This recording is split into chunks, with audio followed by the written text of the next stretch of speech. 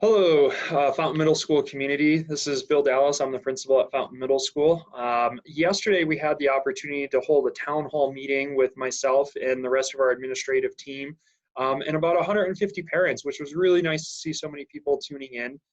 We had a number of comments and questions that were submitted ahead of time through a Google form. And as well as during the conference, we had town hall meeting, we had a number of questions that were entered into the chat as well. In total, the town hall lasted for about an hour and maybe 15 minutes. And afterwards, we realized that that's quite a long time for people to tune into if we record something and we post it. And we thought we could condense things down a little bit and make it more usable for people. So that's what we're attempting to do today. So it's going to be the same content and same information from yesterday, but in a condensed form so that it might not be quite that long and a little bit more user-friendly for parents. So couple of things that I want to go over with people ahead of time.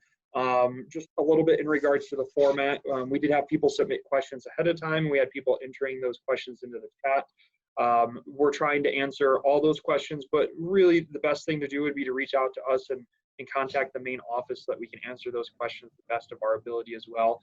And I hope people understand that the environment here it really is constantly changing, and what was the answer on, Monday might no longer be the answer come Wednesday. And then what was the answer on Wednesday could even be back to what the answer was back on Monday. And it's going to be a fluid and flexible environment that we're just going to have to adjust to and work together on. But our focus is really continues to be the perspective as what will it take to get kids into the building.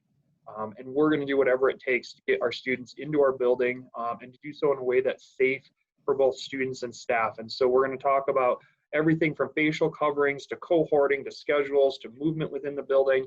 And please just keep in mind that regardless as to everybody's individual perspective, the collective perspective of us here at the school is what does it take to get kids in the building? Because we know the best education we can provide for students is being in the building. And I would be remiss if I didn't take a moment to thank everybody who's works tirelessly and so hard for the start of this school year. In schedule changes, in meetings, in professional development, but our counselors have been working very, very diligently to schedule students and to change those schedules based upon different mechanisms for things such as cohorting that we're going to talk about, which would be the recommendation from El Paso County Health in terms of the best way to open schools and prepare for schools to be opening. And then our administrative team, Mr. Gasser, Mr. Walker, Mrs. Sutter, have been working hard throughout the whole summer and putting together various different scenarios, some of which we discussed in the summer and then put it on the shelf because we didn't think it was going to be needed, and now we're bringing them back off the shelf. And then just all the teachers and staff at the school, from the secretaries to the building custodians to our teachers, everybody's been working really hard, and we're all really excited to see students back in the building next week for orientation. So just need to thank all of our staff for that hard work and all the parents who tuned in yesterday and made this such a great environment. I had the opportunity to attend a town hall virtual meeting for my own students with their principal, and I found it very valuable and really just helped me to start to put a picture as to what should my students expect when they go to school. And I really hope that we're going to provide that same meaningful connection to our parents at Fountain Middle School.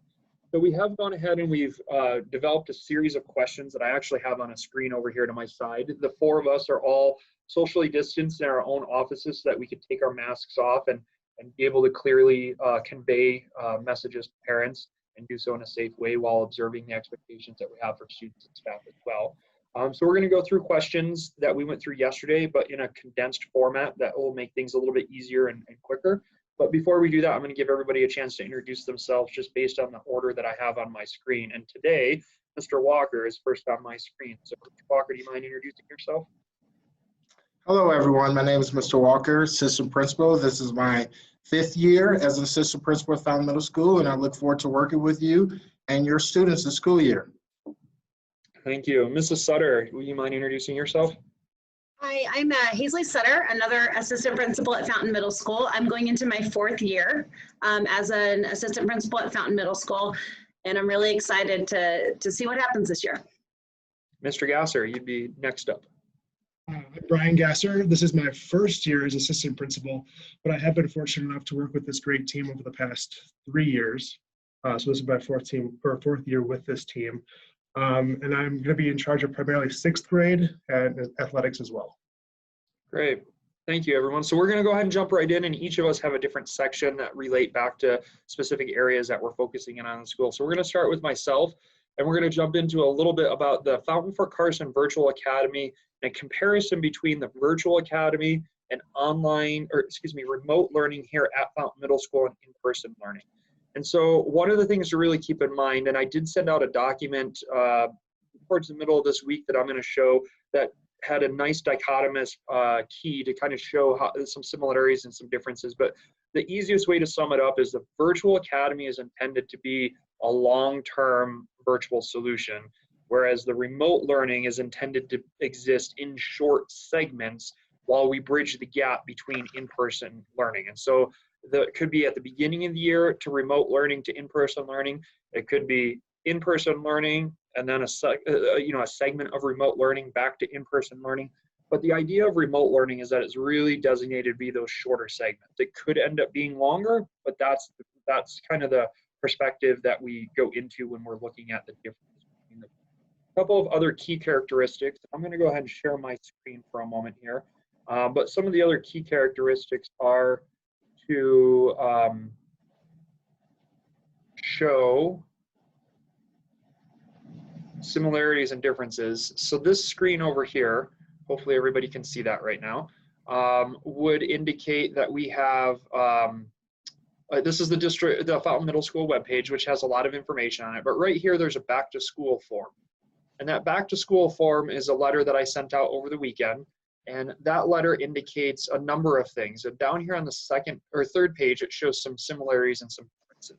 And so a few of those similarities and differences between them would be the Virtual Academy is really designed to be modular based, and it's a computer program primarily. And so the teacher behind the scenes is running education through the computer program. So students do a lot of, they read an article and they respond to that article, or they watch some sort of a video clip and respond, or they complete some math questions, but it's progress based. So the computer program tracks progress. There's not as much interaction, or in some cases, no interaction with the teacher directly or with other students. Whereas remote learning is driven by a Fountain Middle School teacher. And so that would be Zoom meetings like what we might be doing now, Screencastify sessions, direct conversation back and forth with the teacher, opportunities for students to be able to collaborate with one another within the Zoom meeting. And it's designed and led by the teacher. So one program, the Virtual Academy, is longer term. Remote learning is shorter term. The Virtual Academy is program-based or computer program-based. The remote learning is based on the teacher guidance as well. So I'm going to go ahead and stop sharing my screen.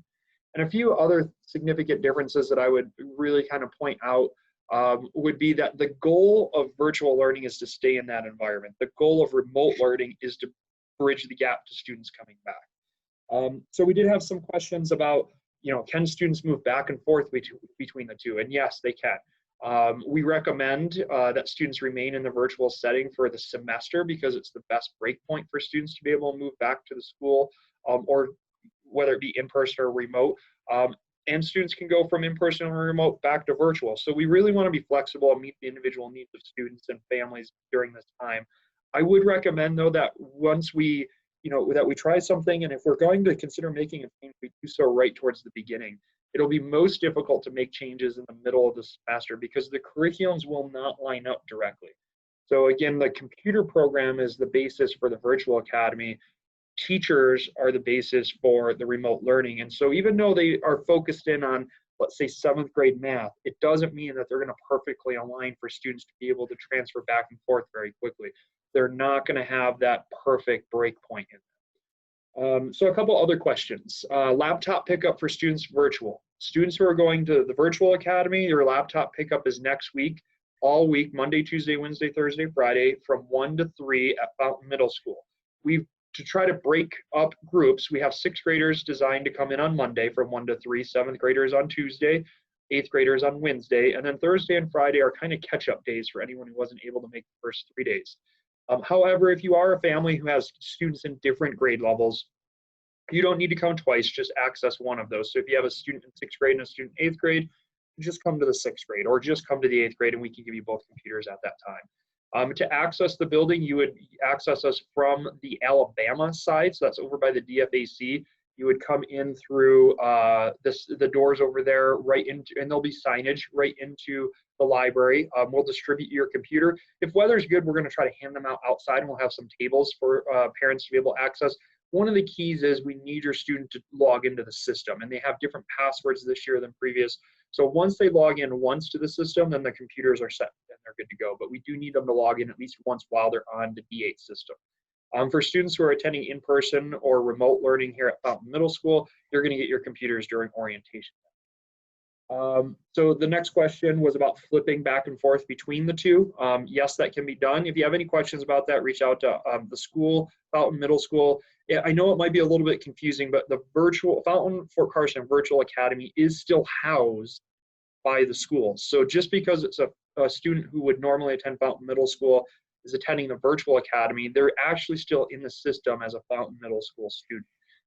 The person running the Fountain Fort Carson Virtual Academy, her name is Mrs. Erica Ramirez, and she's located out of Welty, and she can be reached at 382-1550.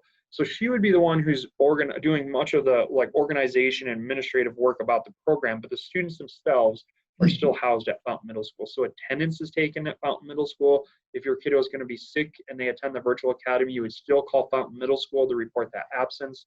And if you want to come back or go back and forth and start at Fountain Middle School and speak with our counselors. Students in the Fountain Fort Carson Virtual Academy with special needs, we're going to connect on that a little bit later, but yes, students can still attend if they have special needs, if they have an IEP, if they have a 504, if they're gifted and talented. But services might look a little bit differently because those services are geared to help students in the learning environment that they're in. The learning environment in a virtual setting is going to look different than the learning environment in a remote setting. So we would need to talk about those plans and probably change some goals and have some meetings around what would be applicable in the virtual environment. But you would do that with the staff at Fountain Middle School. What supports are available for students at Fountain Fort Carson Virtual Academy? So there are some supports through the Virtual Academy, but it would be through staff in the Virtual Academy, not as much in regards to staff at Fountain Middle School. So in the remote environment, students have the ability to engage in tutoring and office hours with staff at Fountain Middle School regarding their curriculum that they're engaged in at that time. In the Virtual Academy, they wouldn't necessarily have that option because it would be different curriculum. And that was it for the comparison between the Virtual Academy and the remote learning. If I missed something, Mr. Gasser, Mrs. Sutter, Mr. Walker, feel free to jump in there. But otherwise, we're going to move on to orientation and let Mr. Gasser. Sure. And we might get to it later as well, but lunches. So lunches for students who are attending virtual. Next week is a little bit different because it's the orientation week, but students during orientation week, if they're not in Fountain Middle School for orientation, so these would be kids who are waiting for orientation or kids in the Virtual Academy, they can pick up their breakfast and lunch at a couple of locations. If you're closer to the Fountain Fort Carson High School, you can access it there. Otherwise, you can access breakfast at Welty or at Fountain Middle School as well. And so you would get just one time and you get a sack lunch that has both breakfast and lunch. And those hours would be between 10:30 and 11:30. And so for Fountain Middle School, if you're going to access that, you would do so from Alabama and you come into our cafeteria. Again, if the weather's nice, we'll have the lunches outside on a table for students to be able to pick up. After next week, when Fountain Middle School is in remote learning, then students can still access FMS, Welty, or the high school, and they can pick up their lunch and their breakfast, same locations, but the time frame is now 9 o'clock to 9:30. And again, they get both breakfast and lunch at that. Mr. Gasser, orientation. Sure. So our orientation is scheduled throughout the week next week with specific days for different teams and grade levels. So Monday and Tuesday of next week are designated for 6th grade. Specifically for Monday, it's Team Notre Dame and Adams State. Tuesday is University of Denver and Colorado College. Wednesday and Thursday, we get into 7th grade. Wednesday specifically is for West Point and Iowa State. Thursday is for Michigan Tech and Western Colorado. Friday, we're going to have 8th grade do a split half day. So in the morning that day for that will be 8 to 12. We'll have cohort 1 and cohort 3. So cohort 1 includes teachers Ms. Marcone, Ms. Mears, Ms. Hunke, and Mr. Luttrell. And cohort 3 has Mrs. Jolivet, Ms. Spencer, Ms. Brickner, and Mr. Rockmiller. The second session will go from 1 to 3:30, and we will have transportation throughout orientation. They're going to be running their regular routes. We will have bus passes here, at least the ones that we do have. We'll get to students immediately during their advisory classes. If for some reason we don't have their bus pass yet in the building, when students return to in-person learning, we'll make sure to get that to them as quickly as we possibly can. But transportation won't deny them access to the bus just because they don't have their bus pass, at least for those first few days of in-person learning. Laptops are all going to be distributed during orientation as long as you're doing the in-person or remote learning. That's just a little bit separate from the virtual academy piece. So they will get those during their orientation day during that first period advisory class. There are some fees associated with laptops, and that's going to be dependent on whether or not you're on the free reduced lunch schedules. So for a regular lunch, if you have one student, it'd be $40. For siblings, it's $20 after that. Reduced lunch, $25, $12.50 for siblings. And if you're on the free lunch program, it's $15 for your first student and $7.50 for any additional siblings. You can bring cash during that first day if you need to. We are trying to get all of our payments online through the online system there. And right now, the district has it set up where they're actually paying that service fee. So if that was hindering your possibility of using that system, just know that the district is paying for that piece. So you can just fill it out online. That'd be the preference. If you do send cash, we are asking that you put it in an envelope with your student's name, their grade level, and make sure it's an exact number, because for safety reasons, we're going to get those envelopes and they're going to be sitting for multiple days before we really get sorting through that money. So if you do send cash, make sure it's the exact amount in an envelope. Speaking of just laptops, passwords. Something different this year is that students are going to be assigned their passwords that are going to stay the same. They're not going to be able to change their passwords at all. So even if you go into their computer and change their password to something different, the next time they log on, it's just going to revert right back to that old password. So just keep that in mind as students are trying to navigate that at home. Are parents able to attend any part of orientation? So with all the new safety and security measures that are in place, we are limiting access to just students in the building during that week, students and teachers. So you're more than welcome to walk your student to class, drop them off, but once they're here and in the building, we're asking that that's that checkpoint. So no parents in the building at that time. And lastly, as far as orientation, unless I missed something, are that yearbooks. If you did order a yearbook, they will be distributed during that first hour during orientation of that day. I think that's got it, unless I missed something. I think that's good, Mr. Gasser. Okay, so the next part is going to be about schedules, and I'm going to talk a little bit about those. So the number one thing, first off, schedules did go live yesterday in Infinite Campus at 4 o'clock. We've had a couple of people reach out to us and say that they've had difficulty accessing them. They are available, so if we're having difficulty accessing them, then there must be some other internal component that isn't working properly. So please reach out to our counseling department or reach out to the District 8 Tech Department, and we would be happy to help you with that. We've been trying to help those who did reach out to us, but they are live in Infinite Campus right now. They went live yesterday at 4 o'clock.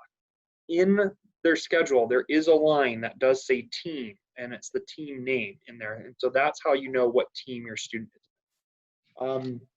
So wanted to kind of go about talking about the remote learning schedule a little bit. So we did get some comments about feeling as though our current remote learning schedule was expecting too much screen time of students and it was too intense. And so we did take a look at that. We spoke with teachers here at the building, brought that feedback to them. We also kind of normed off of the high school and Carson Middle School, and we do have a different schedule that's coming out that is more in alignment with what Carson Middle School has. That should be communicated to parents by the end of the day today or Monday at the earliest, or excuse me, at the latest.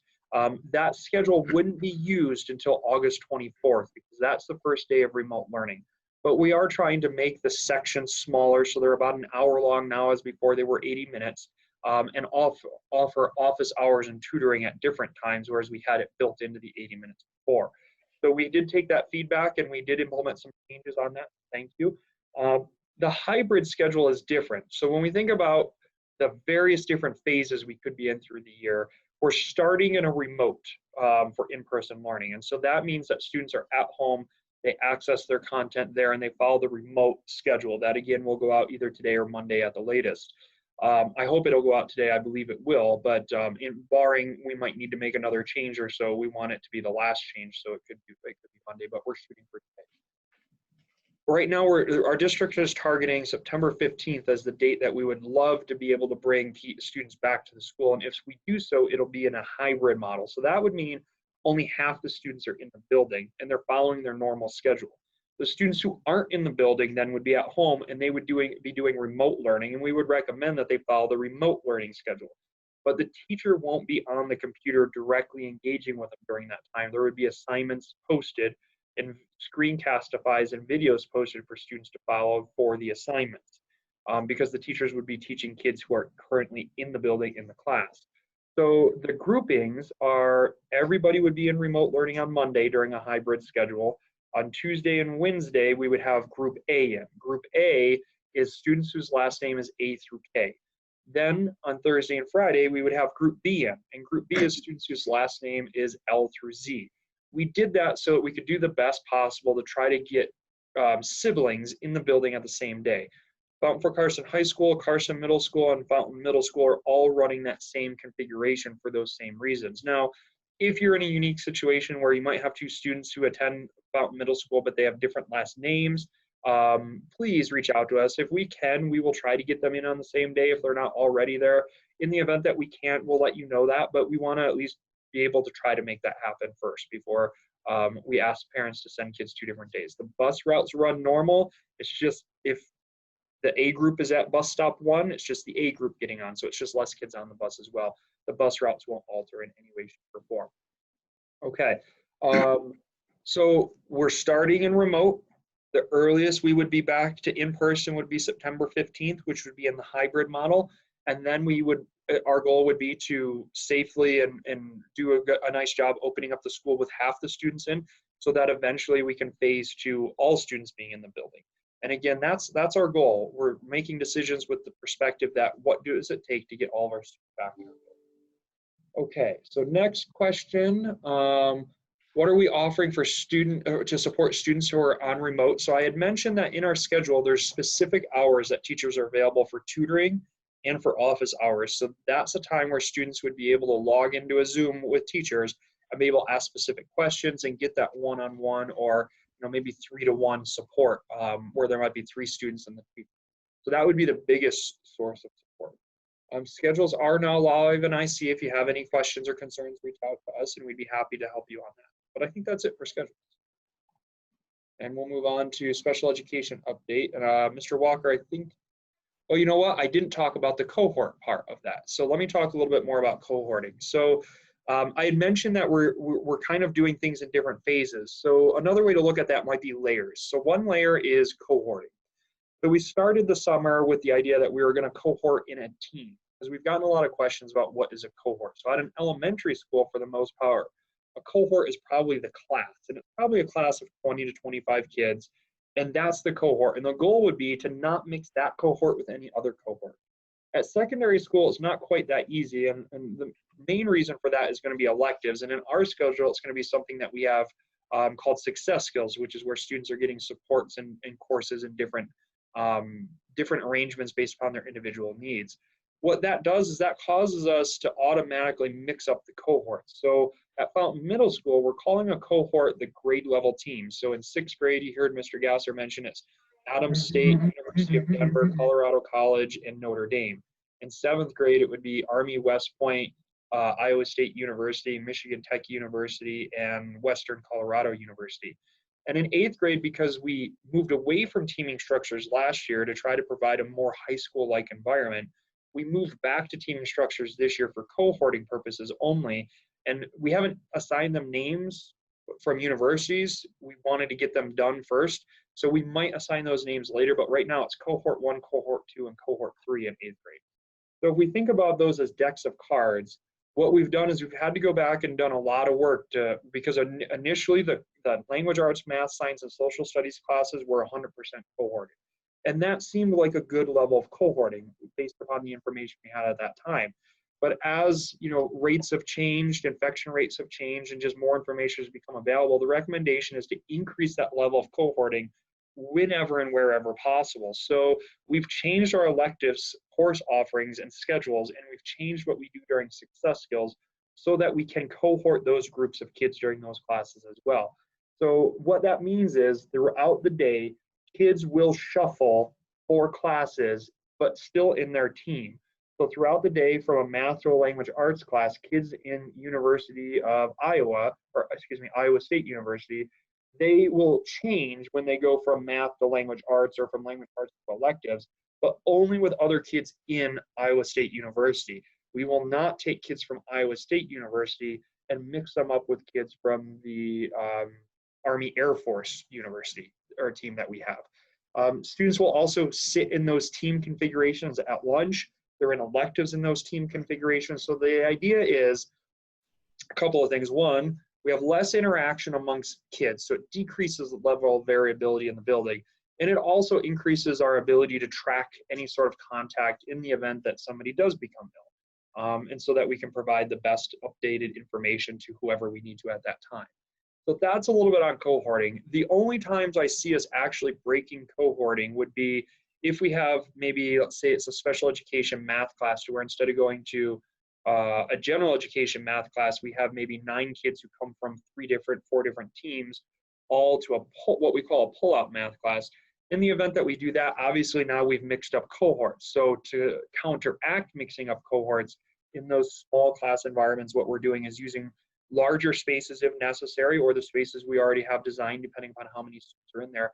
But in all those cases, we're doing everything we can to spread students 6 feet apart at least. And we're pretty positive that we're going to be at 6 feet apart in all those instances, so that although the cohort's not being observed, the 6 feet of social distancing is being observed. And on top of our sanitation of wiping down desks in between every class, wearing of facial coverings, which we'll get into, sanitizing of hands, that still meets the same level of support and protection as cohorting would. And so those would be the areas that we would expect to be cohorting pretty much all the time, and the few exceptions that we would not cohort. So we think about it like this. We're starting remote learning, then we're going to hybrid learning. And within the hybrid model, we have half the kids and we're cohorted. The idea then would be is we can peel off that layer that is hybrid, and then when we bring all kids back, we're still cohorted. And then if things continue to go well and we're able to peel off that layer of cohorting, then maybe we do that by just peeling off electives cohorting and allowing the kids to mix up in electives, which opens up some of the electives offerings that we had before but had to change in order to be able to produce cohorts. So that's a little bit about cohorting and what the schedule is. Mr. Walker, you want to talk about special education updates? Sure. As far as cohorting with special education, it's just like Dr. Dallas said. Students are assigned to a team, and those teams are their cohorts. There are some situations based on a student's LRE that they may be part of a smaller cohort, and those are typically students that are part of our center-based program, which would be our autism, our affective needs, or our significant student needs programs as well. Another question that was asked was in terms of classes that are offered. Right now, all classes that are currently offered at FMS for our general education students are available for our students that are involved in our special education program. However, if the students are part of a specific team in that cohort, those are the elective classes that will be available for those students. And in particular, if there's something in regards to a particular student, their need, please contact me so we can discuss what your student's particular need is in regards to their educational needs. Okay, I think we're moving on to technology support for parents. Mrs. Sutter, you were gonna headline this one for us. Yes, we've had a lot of requests about some technology support, especially for parents that are new to some of the platforms that we're using. And so we are adding some tutorials to our website. It'll be in a drop-down box that you'll be, or a drop-down menu that you'll be able to choose some of those. We are also going to have a live Zoom conference for questions and some live support August 20th and 21st from 2:30 to 3:30. And that would be with our instructional coach, who's a Google master. And so she'll be able to step you through any of the questions that you might have. We did receive a few questions about students who would, whether or not they would need to use a district computer. And for Fountain Middle School enrollment and the FFCVA, we are needing students to utilize the district computer. The reason for that is because we can only provide the tech support with our computers. And we've also had our computers re-imaged to provide, support with these specific platforms. And so that we would need you to be utilizing for the FFCVA and at FMS, the remote and in-person learning. And if you have any questions on the technology fees, we had a couple of people ask about, are those fees monthly? Are they semesterly? They are for the year. It is based upon how many kids you have in the district that are accessing it. It decreases for each kid, and it is based upon, is the student on regular price lunch, reduced price lunch, or free price lunch? So all that information can be found in the Fountain Middle School handbook, which is on our website, or on the district technology website as well. And of course, if you reach out to the main office, we're happy to help with that. And again, as Mr. Gasser said, we encourage people to use the online payment system, which is located in Infinite Campus. And previously there was a charge to parents for doing that, but the district is, as Mr. Gasser said, is absorbing that charge because we really do want to facilitate as much non-physical contact as we possibly can. And that's one way that we can definitely do that. I do believe I forgot to mention earlier as well, and if I didn't, then I'm just mentioning it twice, that there is an orientation on Friday, February 14th, which is today, at 3:30 via Zoom for the Fountain Carson Virtual Academy students. We did send out information on that, so I know that this video is probably being posted right around the same time as that.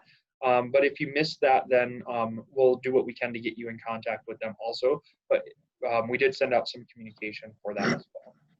All right, so moving on, we're going to talk about clubs and activities. Mrs. Sutter, you want to continue with that?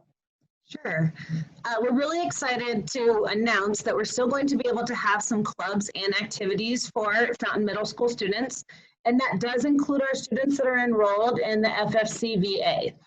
So until we can get in-person clubs with students, we are going to host those through an online platform. But band, choir, STEM, they're going to look for some ways to do that virtually to be able to still provide those enrichment opportunities with students. And I've had other teachers, brainstorming to come up with some clubs that our students would be interested in that we can, initially have virtually, but then we'll be working to get those in person when, it's safe to do so. So those clubs will be starting September 8th. And if you have any questions, feel free to reach out to me or the counselors. But we're excited to be able to still provide some kind of enrichment, opportunities for our students outside of the school day.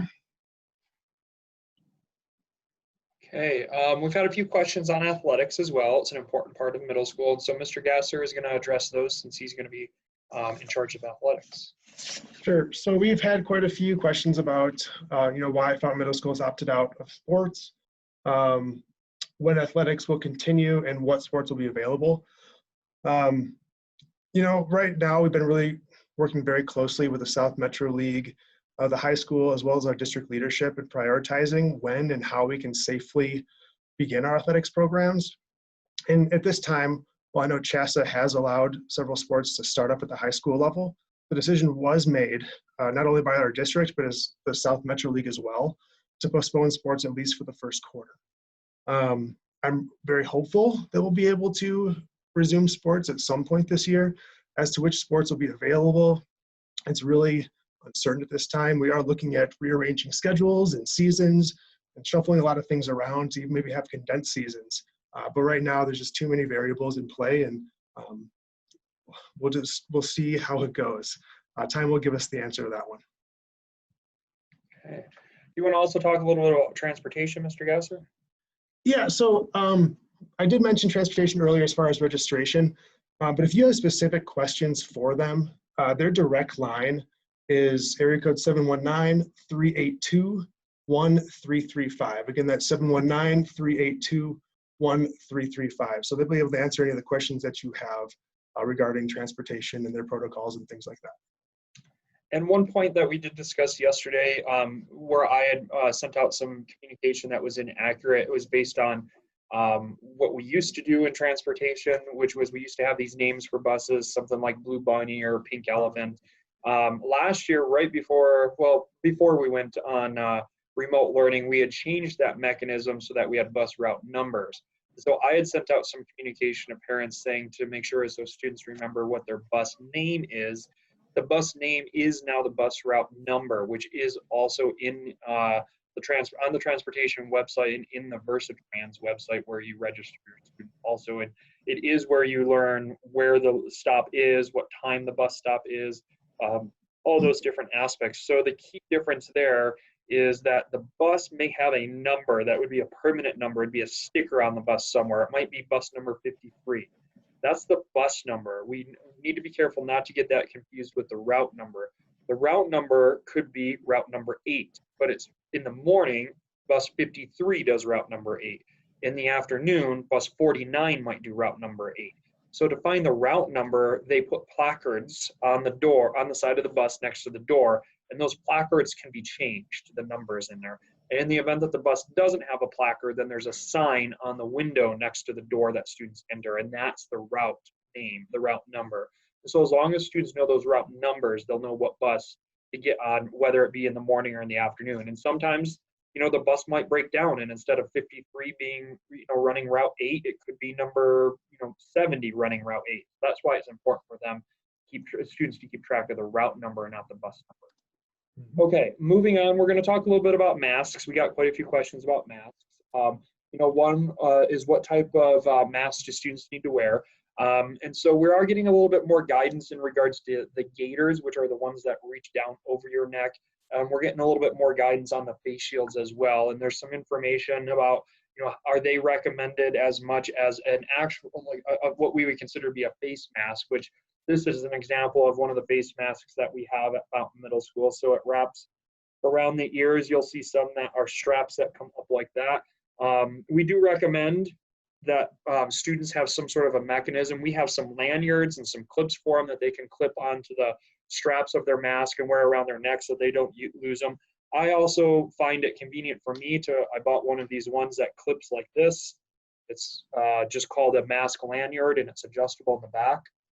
But that way, I can just wear the mask like that, or in the event that I do put it on, and I tighten it in the back, it also helps to keep the back strap off of the back of my ear, which is just a little bit of comfort for students. It makes it a little bit more comfortable. All students in Fort Carson School District will get one mask assigned to them from the school district. They don't have to use that mask. It's just, a mask. We're just trying to provide options. And they do have, FFC8 logos on them and things along those lines. Students are allowed to wear homemade masks. They do need to be, of a fabric that doesn't have a bunch of holes in it, things along those lines. But students will be required to wear masks in the building and on buses if they're riding bus to and from school. Other facial coverings, we're getting more clarification because, again, that's one of those things that's constantly changing about gaiters or shields.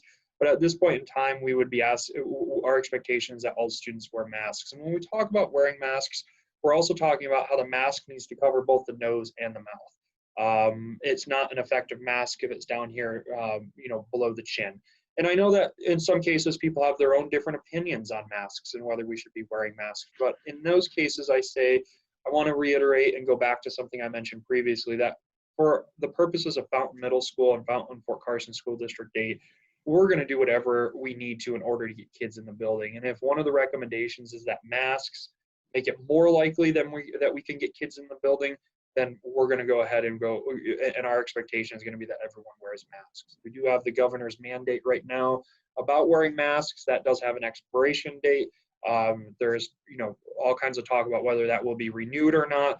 But until the district decides otherwise, the district and Fountain Middle School's expectation is that anyone, students, staff, or guests at the building are wearing a mask or a facial covering.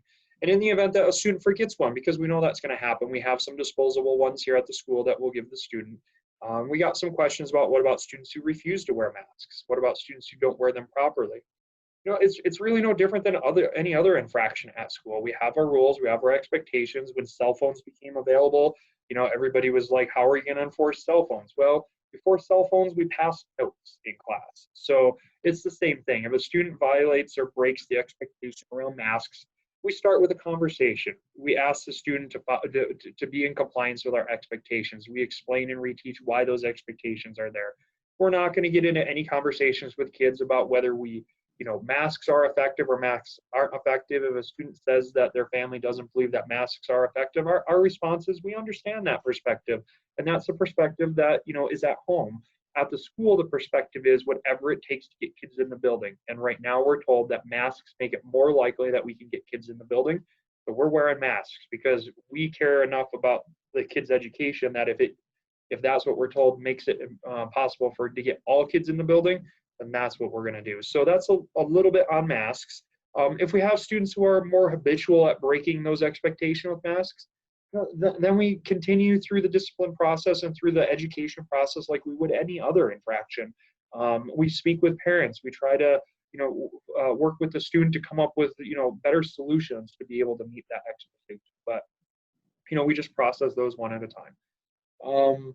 Can students wear face shields was a question. Again, if I were answering this question about a month ago, I would have been confident saying yes. Now, there's so much information changing on face shields that, I'm unsure. So we'll be talking about that as a district, and we'll be putting out communication to that as, to parents and families as needed. Will there be instances where there are individuals wearing face shields? Yes. So for example, let's talk about some services that might require it. In the event that we have a service, when I was a child, I had a speech impediment. And so I did some speech language service. Well, for the speech language pathologist to work with me, I would need to see her face and she would need to see my face. So in those cases, a face shield might be appropriate. And then when we're not doing the speech language pathology, the face shield comes off and the mask goes on. So the default is the mask in that case. And the face shield is used so that we can accommodate the learning needs of the child. Other questions that came about is what if they have words or what if they have images? Fantastic. We want kids to be able to personalize, their property just like we want them to do anything else. The only requirement there is that it follows the same guidelines as it would if it were a t-shirt.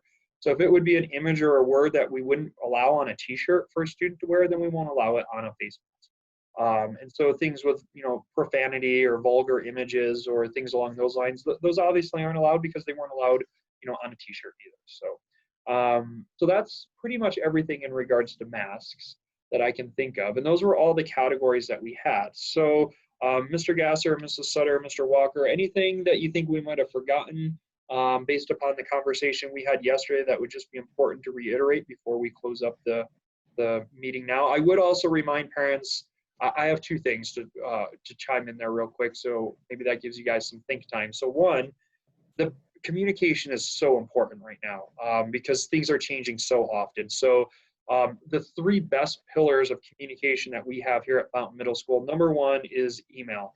And right now we are in the process. We moved from a system called Blackboard to a system called Remind over the summer. And so within Remind, we send out communication all the time. If you haven't gotten communication through Remind, then reach out to our counseling office. Your email address may have changed since you last put it into Infinite Campus or since it was last updated. There could be an error on that email address. We have run into a few situations where parents had more than one Remind account, but their email in Infinite Campus was only aligned to one of those Remind accounts, but their phone was linked to another Remind account. And we'll problem solve those with you. We've put the help desk, the tech help desk, in contact with some specific parents.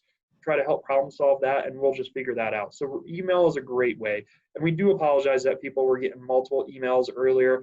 As we learn any new system, you know, there are going to be mistakes and there are going to be glitches. And I go back to how right now we're trying to house 2 schools in one system in Infinite Campus. And it wasn't designed to do that. And we're doing the best we can, but we're getting better with each communication as well. The website is also a great place. So the Fountain Middle School website, we try to post things, especially larger documents, but that's a website that stays a little bit more static. So it's not going to change like every day. For quick communication that could change daily or within the day, the Fountain Middle School Facebook page, it's a lot of traffic and has got a lot of posts on it. So those would be the 3 best ways to stay up to date. Making sure that you're getting emails through Remind and that your email address is good, is up to date and accurate in Infinite Campus. Checking the district website and the Fountain Middle School website, and also keeping tabs on the Fountain Middle School Facebook page. The second thing I wanted to mention is overall, the layers of security that we've got and safety that we've got in the building are a few. So one, when we talk about schedule, we've got that remote layer, we've got the hybrid layer, we've got the cohorted layer, all within the schedule. And then within the schedule, we also have like social distancing within the building. So we've got signage up for where to stand when you're going to, you know, when you're waiting in line to go to the bathroom, only 3 people in line at the bathroom at a time. We've got directional arrows for how to walk down the hallway so that we can avoid kids walking this way and we have lines of kids crossing this way instead. We're staggering passing periods within the day. So if it says that kids in 6th grade are going to pass at 9:55 and we have 2 teams right next to each other, this team might pass at 9:50 and this team might pass at 9:55 or at 10 o'clock. So we're staggering those internally within the building as well. At lunch, we have only 1 cohort eating lunch in 1 room at a time. So we're using both cafeterias. We'll use outside when possible. If a table used to have 12 people could sit there, we're going to start with 4. If we have to increase it to 5, we will. If we have to increase it to 6, we will, but we won't go past 6 because that allows for every other seating. But our goal would be to start at 4 and only increase where necessary. So many different aspects like that as well. Students will enter the buildings through specific doors that are assigned to them based upon their team so that it's closest to their team. It creates less need to travel through the building. That's another benefit to cohorting, as we create these mechanisms where we can move kids in nice, neat groups to where we can avoid unnecessarily mixing up kids. So those are layers of protection that we have in there. Other layers of protection is we're asking all families to, you know, to basically take a family health survey, you know, every day. It's not one that they're going to have to click into anywhere, but just ask yourselves, you know, am I feeling good? Do I have a sore throat? Do I have a cough? Do I have difficulty of breathing? All those symptoms that we've been recommended to be monitoring. Is my temperature above 100.4? If that's the case, and you know a student is exhibiting any of those symptoms, it's the same for our staff. We need those individuals to stay home. By staying home, that's our first layer of defense when it comes to interacting with other people. No, yes, we are increasing the leniency on attendance. We do ask that you call still, because it's still important for us to know where your kiddo is. We want to know that they're safe and that they're at home with you. If a student is exhibiting some symptoms, but there's no confirmation of COVID, no, they're not required to, you know, take a test in order to come back. If they weren't feeling good on Monday and they are feeling good again on Tuesday, then they're able to come back. You know, we are going to have people who get sick and it's not COVID, and we're going to have to be able to support through that process as well. So that's the first thing we're asking everybody to do. Upon arrival, students will have their temperature taken.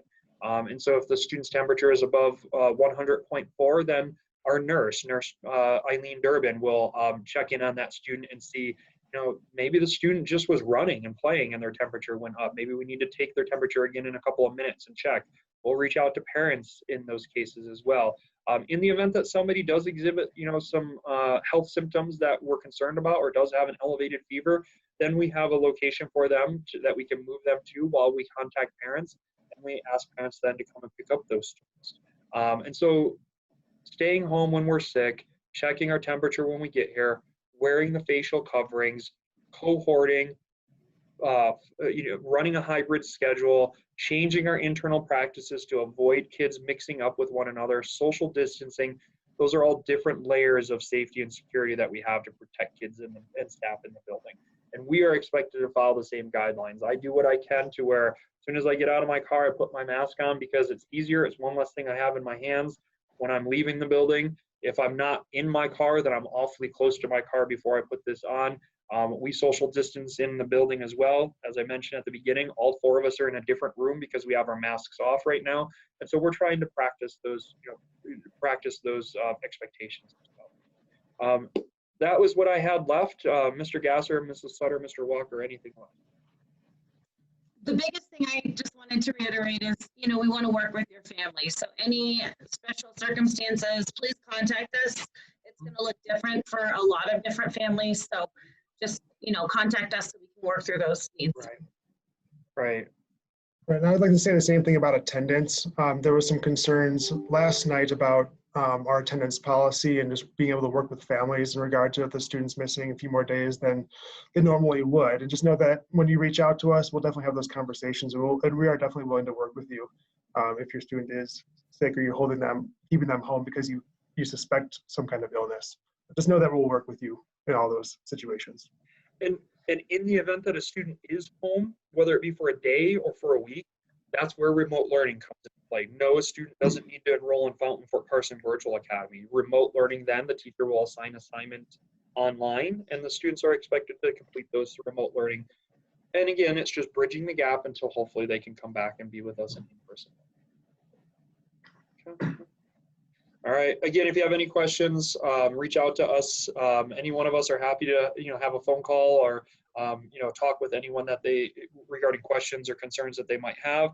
But go ahead and reach out to us. We want to work with you. Ultimately, what's exciting to us is about doing everything we can to support your students in this process and making sure as though it's comfortable for your students and comfortable for you, and that we're doing the best. We hope to see you in person soon. At a time yet to be determined. We are working on a virtual mechanism for an orientation and an open house that we'll have out shortly as well. But hopefully very soon we're in a position to where all of us can see each other once again. Thank you and have a great day.